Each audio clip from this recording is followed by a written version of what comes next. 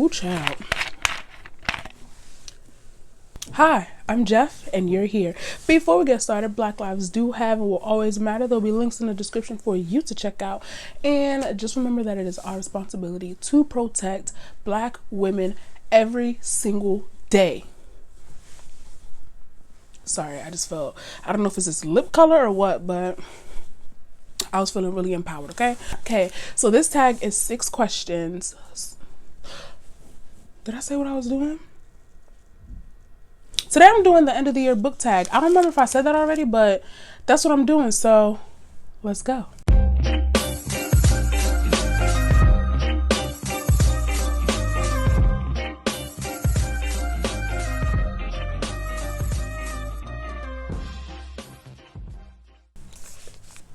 All right, so 6 questions. I'm finna answer them. Have a notebook with my little notes because y'all know I like to stay organized and whatnot. So yeah, we're just gonna get into it.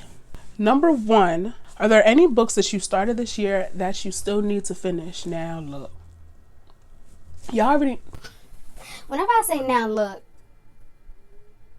I know I'm about to just give y'all some excuse. but no, the answer to that question is yes, and I'm about to tell you what they are, because these 4 books, I'm telling you right now, if I don't read this month, if I don't read before the end of the year, I know deep in my spirit and in my soul that I will never get to them. And I want to. So hopefully this video can hold everybody accountable and I can get these 4 books done. First, I have Lovecraft Country. Y'all, I've been trying to read this book. Has to be for like a year, almost a year now. I've been trying to read this book for so long. I have the Kindle version. I have the audiobook. I bought the physical because I was like, maybe it was the Kindle and the glare from my phone.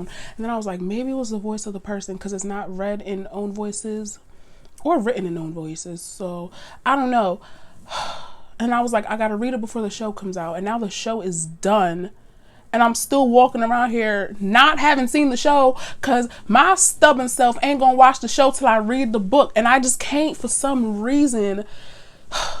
I just know I gotta finish this year because Denise been, every time I talk about a book, she be like, all right, but what about Lovecraft Country? And I'm like, girl, I'm really trying to get to it. I promise you I really am. And I really just got to a part that would have grasped me. I don't know what it is, but 1. Next, I'm trying to finish it. Had this in my October TBR, and I said if I didn't finish it in October, I was gonna DNF it, but we should have all knew that was cap because I don't DNF many books. I have, but not often, and I'm listening to it. This is gonna be my car book because I should be able to finish it. Next, we have Ninth House by Leigh Bardugo. This was on my November TBR. I started listening to it, and I don't know if the voice of the people reading it just couldn't hold my attention or something, but it just wasn't hitting any of the right notes for me. But I don't know. I think I need to like read it physically. So, and then last, I'll put a picture of it right here. I have the audio CDs right here. It's Blade So Black by L.L. McKinney. This book is it's an Alice in Wonderland retelling where Alice is a bisexual Black girl. I think she's bisexual, right? Yeah, I've been trying to read that book for like this whole year too, and for some reason I just keep putting it down and not picking it back up. But this month, no excuses, period. Number 2, do you have an autumnal book to transition to the end of the year / winter? I already read them because I think there's 2. Said was Legendborn by Tracy Dion.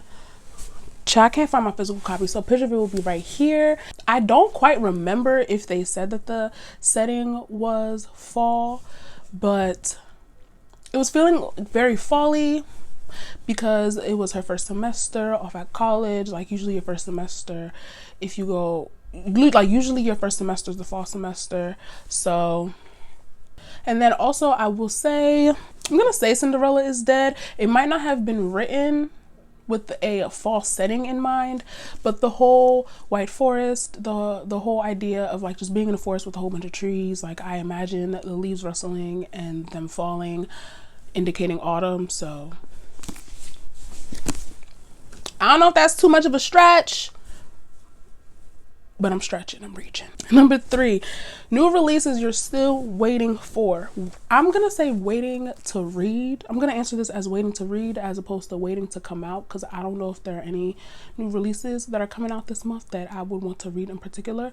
But Serpent and Dove, picture of it right here. I actually don't know anything about this book, but when I tell y'all, I cannot find it at all. Like, Targets don't have it, Walmarts don't have it. I had it in my Amazon cart for a while, and then next thing you know, when I went to go get it, it was saying currently unavailable. Like, everywhere just has Blood and Honey, and it's like, no, I need Serpent and Dove. I'm waiting to get as well Discovery of Witches. All I know is that it's dark academia, right?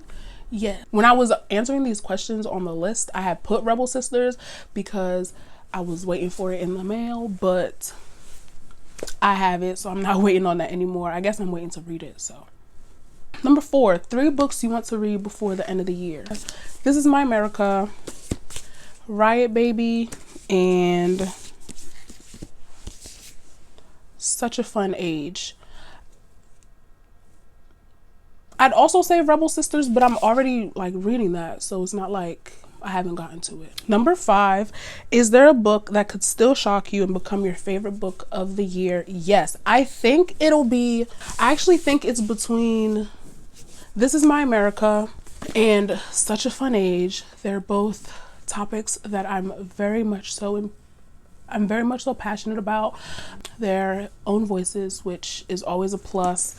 And honestly, I can see my emotions hitting the same way that they hit for When No One Is Watching, which might